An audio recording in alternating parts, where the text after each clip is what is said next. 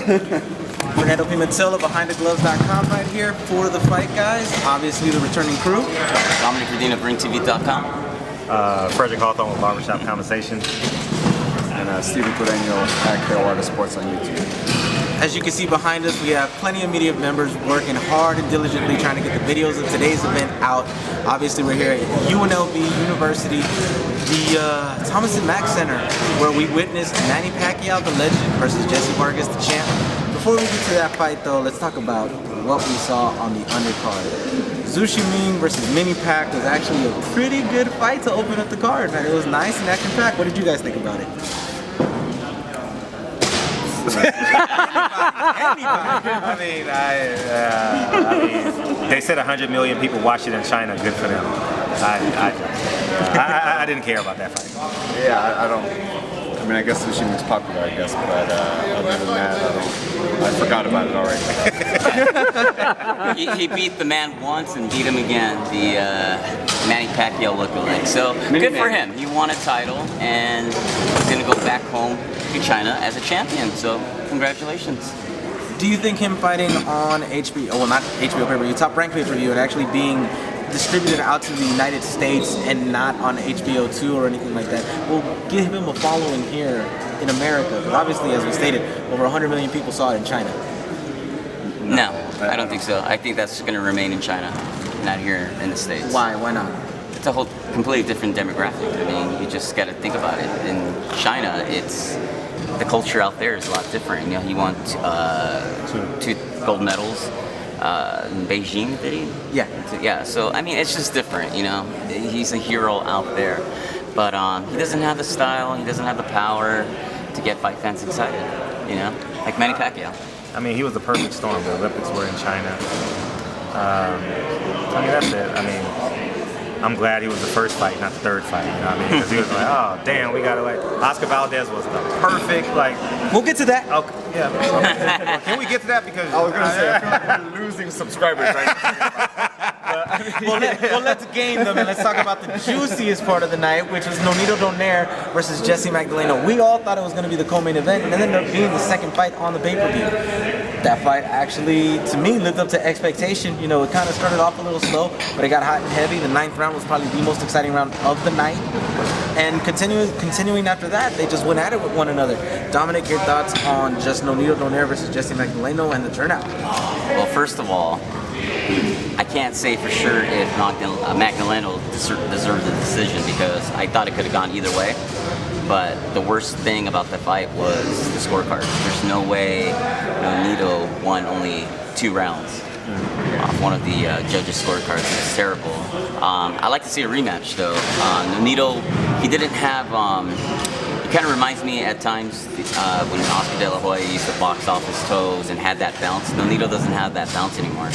He plants his feet a little more, so he's probably generating a little more power, but he doesn't have those physical attributes as he once had in his prime. So they caught him at the perfect time, and Magdaleno, I think, is going to be a very exciting champion, but I would like to see a rematch because I thought it was very close. Your thoughts on that, on the fight, and also probably the possibility of a rematch?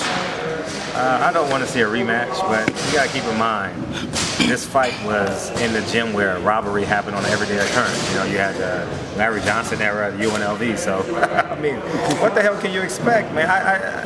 That fight was way closer. I'll agree with you on that. The fight was much closer than what it should be. I had Nonito in the middle rounds, the pressure, just Jessie's back kept on hitting the fucking corner. I'm like, he had no answer for the pressure that Nonito was putting on him. You know what I mean? And it's just awful that there's no respect. There's no respect for understanding what happens in a fight besides the landing punch. You know what I mean? And I feel bad for Nonito. You know, he's actually done our best video. You know what I mean? The Lomachenko breakdown, yeah. How to defeat Lomachenko. So, I mean, we thank him for that. He actually has the funniest intro, too. Yeah, he so, does. I mean, so we were rooting for him. But anyways, man, it was a good fight. It was a good fight. I agree. I think I think a majority of the first rounds I thought he won, too. I didn't think Jessie was doing much. It was a great fight. I think, you know, scorecards were just an issue tonight, regardless. Every fight that went to the scorecards. Yeah, I mean, there was like one judge that got it right, like almost in every fight, and the other judges were, I don't know. But no, it was a great fight. I don't really care to see a rematch. I mean, it'd be nice just because I think once they warmed up, it became a better fight. So maybe after like 4 rounds, I think they actually kind of went at it. So I mean, maybe in the rematch that will just kind of start from the beginning. But I mean, let them fight other guys. It's, you know, 122. If one of them moves up to 126, there's a lot of fights to be made. So I mean, let's see those. Let's talk about 126 because we got to see Oscar Valdez, and that star is shining brighter than ever right now.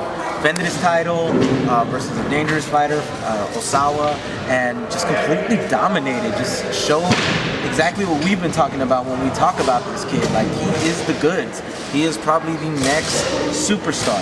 And mind you, right now, Top Rank is trying to work with PBC. So at 126, there are a lot of fights. You know, we got Mannys Gym coming up on December 10th. We have Santa Cruz Frampton January 28th. We have so many fights at 126 that can be made for this kid, not only in the Top Rank stable, but versus the PBC. Fred, your thoughts on just Oscar Valdez, the performance, and what we saw, and what the future holds for him? As I told Oscar, his ceiling, if he tried to catch a star, he will land on the moon. His talent level is that high. You know what I mean? Like, he has no ceiling. He literally has no ceiling. And I saw so many flaws in him today. Like, when he threw his left hook, his right guard wasn't up. You know, his defense was kind of suspect. But god damn, God gave him a whole lot. And since Lomachenko is gone, we all know how great Lomachenko is. 126 can be him, and he'll have the pick of his litter. He can either go with the winner of Frampton, Santa Cruz, because it makes too much sense, or go with Mannys Pacquiao. If I'm Bob Arum, I make sure that even if you don't get the fight, I make sure that he's sitting ringside. He does the press tour with them because we would love to interview him in the Mannys Pacquiao, and just keep his name attached to the fights, and like sort of what Ronda Rousey does with Floyd Mayweather. You know what I mean? Like, just keep, if you mention Floyd Mayweather coming out of your mouth, it'll get you more and more and more popular, and that's what I think the 126-pound division. You need an absolute star, you know, and he could be it, man. He speaks Spanish, he speaks English. Yeah, you've said it before. I love that kid. I love when you said, you told me one time, like, why don't people know about him? You know what I mean? Yeah, we was in your living room. Yeah. Like, why, like, more boxing fans should know more about him. Because like you said, he speaks English, speaks Spanish, like, good-looking kid. He's super charismatic. He 2-time fights Olympian. Like, yeah. He fights like a dog in there. He just, and you know what? He showed a lot of maturity today, because he hurt the dude in what, the 3rd, 4th round, Early, or something like that. Yeah, went at him, sort of ripping at him again. I think, and I talked to him, and he realized, it's like, you know what? This guy's not going to go anywhere. Like, he's going to be around for a little while. Let me kind of calm down. Let me not like spend my energy all that. And so then he just kept working, and caught him again and finished him. So. Yeah, I love the kid. He's, and I think, like, just like you said it perfectly. Like, attach your name to those guys. I mean, really, those 2 fights that you mentioned, Santa Cruz Frampton and Pacquiao Mannys. I mean, really, the loser of those fights, I mean, depending obviously how badly they lose or whatever. Can still get him. But yeah, you know what I mean? Even if he fights a loser of these guys, it's like, that the whole comparison value. Like, all right, well, Pacquiao knocked out, you know, or got a decision against Mannys, and say Valdez knocks him out, then okay, now where are they both at? You know what I mean? So he needs to be bright. at StubHub post daylight savings time. It's just it's just no way Bob Arum doesn't have that guy headlining StubHub. It just makes no sense. Oscar, Next. right Yeah, now, exactly, like buy that slot right now. Like, he is a mega star waiting to happen. And I mean, think about it. He literally has a chance, because we have we have Canelo, but we really don't have like the superstar non-Canelo. You know what I mean? Like, and he is a good guy. He's a good kid. I like him. Kind of what you're saying too. Kind of go with what you're saying.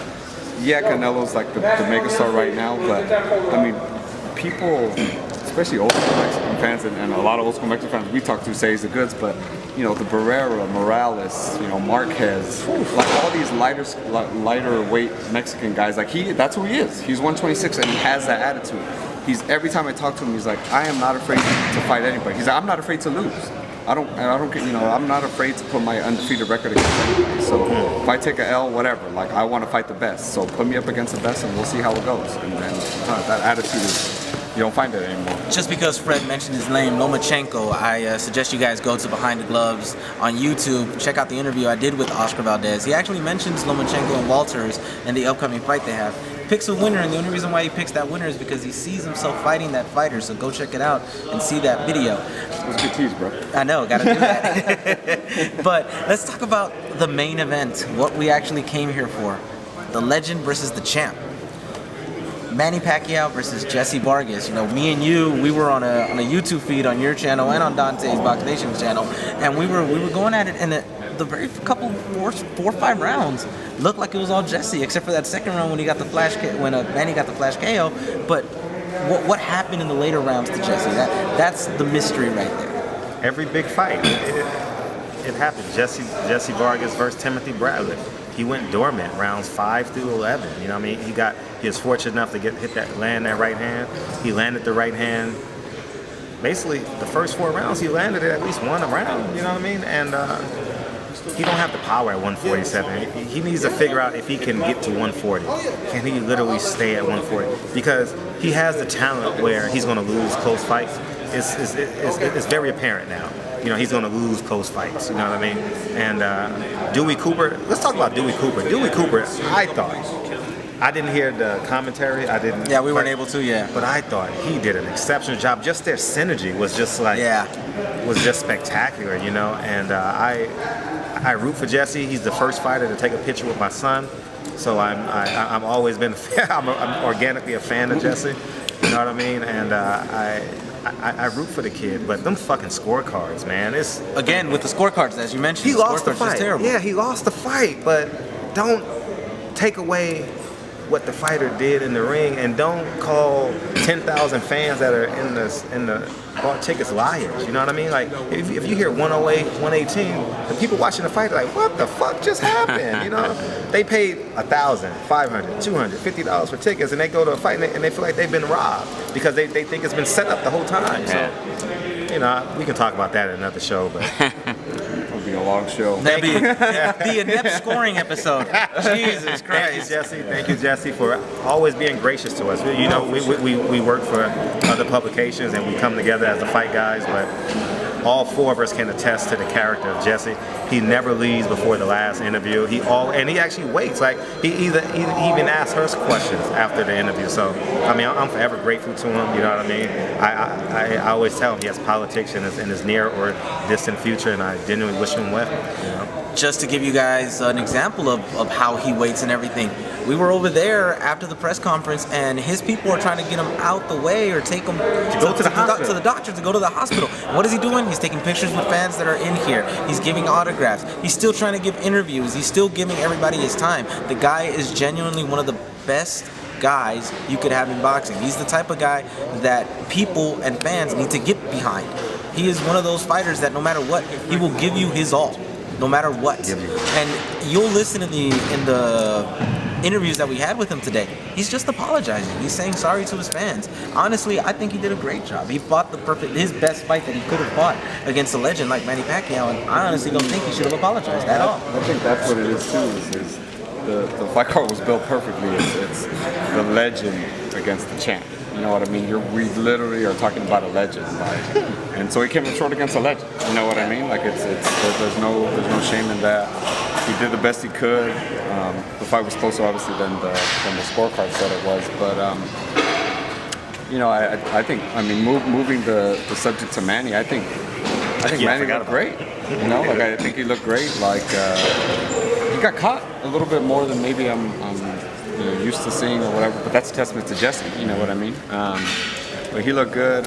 Obviously, I'm sure we'll bring it up towards the end, but Mayweather was in the house. Yeah, we will. Don't worry, we'll talk about that. So, you know, I have a little video on the Instagram where he's on the corner, and you kind of see him kind of look at Mayweather a little bit, like I don't know, it was just like a quick, like, oh shit, you're here.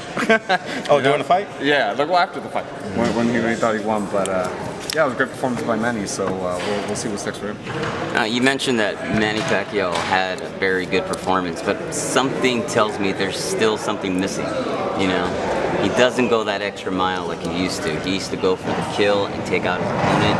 I know he hasn't scored a knockout since 2009, I believe, against Miguel Cotto, but watching Manny Pacquiao, he's just not the same. And it may have to do with either age or getting knocked out against Marquez, but there's just something missing, which I hope to God we don't get Pacquiao Mayweather too. And that's what I was about to actually talk about, because let's just completely talk about what Steven brought up, and that Mayweather was in the house. We know the history between Mayweather and Jessie Vargas. Jesse Vargas was a Mayweather promotional fighter. Then he went to Top Rank.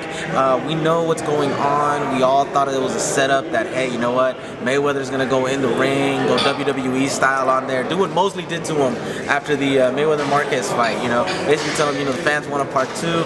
That didn't happen. But do you guys think that we are pretty much being set up for Mayweather versus Manny Pacquiao too sometime next year or in the very near future? You're being set up for Floyd Mayweather doing whatever the fuck he wants. That's true. I mean, that's just the bottom line. Floyd calls every shot in boxing. You know, he moves the crowd. Just to give you guys an example, we all work for different media outlets. Every media outlet, Manny Pacquiao just won a fucking world championship fight. Every media outlet is clamoring for Floyd to get him to say one word. He didn't say anything. He didn't. But we spent the most important parts of our fight, because at the end of the fight, we got to chase and get the celebrities. We got to get the fans. We got to get all the fighters that was in there. But we went out to the fucking parking lot. Floyd with a $20,000 or $30,000 Gucci jacket on. Damn, that was a beautiful jacket. It was a beautiful jacket. Had his beautiful daughter with him, and he had his big burly security guards. But that goes to show you how he moves the crowd. The girls, bro. Don't mention the girls. Oh yeah, he had about 3 or 4 of them too. And women. Yeah, the Z women. But we're being set up. Floyd intentionally didn't talk to us tonight because he want to control.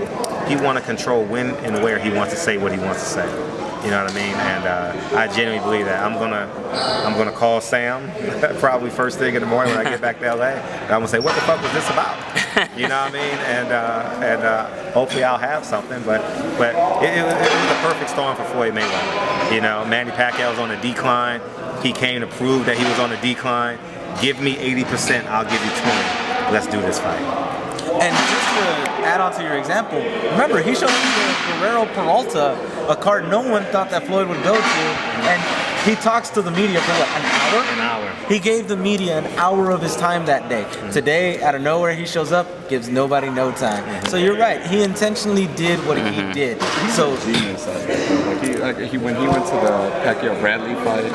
Oh, after the MGM, yeah, after the fight, just yeah. walking around acting like Pacquiao's fighting today. No, this is my house. This is my house. You My know, bad. like- Let me remind you. But then he's like, oh, but I thought Bradley won. But he didn't know the Pacquiao was fighting. But yeah, I mean, he's a genius at marketing. He's a genius at marketing himself. You know, it was definitely strategic. I obviously it's the tease. Oh, are they going to fight again to kind of get the buzz going, and then he's going to hit us with some announcement, which probably won't be Pacquiao Mayweather, but it'll be something else. We'll just kind of like you said, would have fell for the bait for it. Yeah, I don't have a problem with Mayweather coming back. I just don't want to see Pacquiao versus Mayweather. But hey, Mayweather coming back, you know, helps boxing. I don't have a problem with that.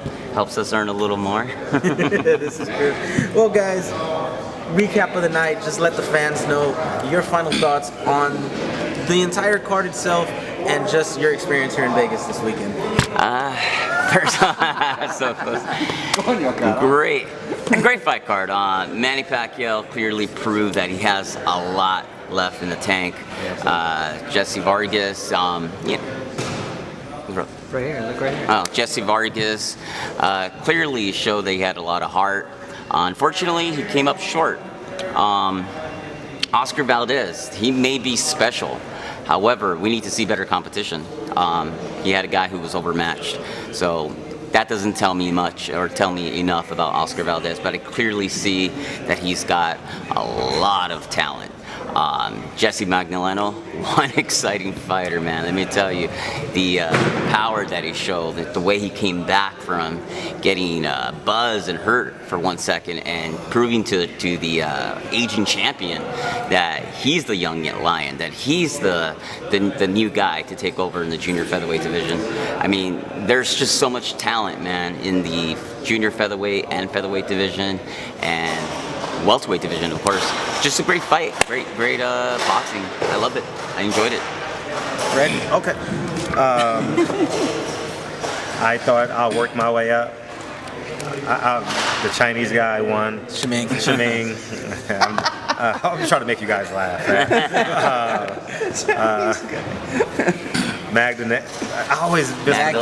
Magdaleno. He's a world champion. If you guys live in LA, go to the Rock out in Carson.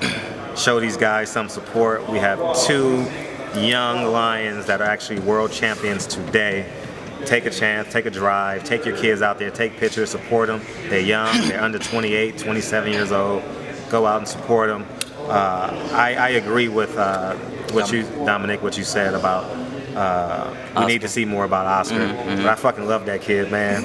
I do. Oscar, I'm your #1 fan. Okay, I'm a stan, right, as Eminem calls him. But I'm gonna take all the credit for this win because, as I told you, I was your last interview and I was the last media guy to shake your hand 9 o'clock last night before the fight. So is this trainer's Ramirez? No, Manny Robles. Robles. I knew it was an R. Robles is an R. Yeah, I was right. Yeah, Robles. So. Congratulations, your gym is rocking. The city of Carson needs to do something special for you guys, like for real.